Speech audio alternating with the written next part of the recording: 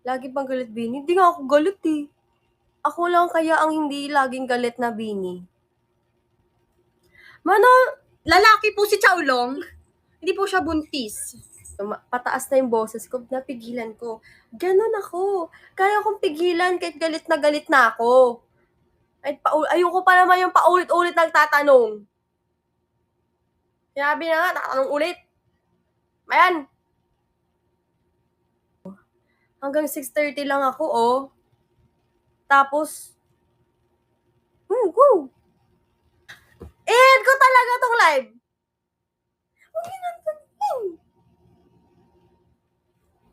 Nakainis na ako. Huwag lang tanongin.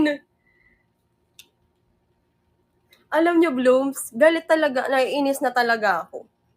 Yung mukha ko lang,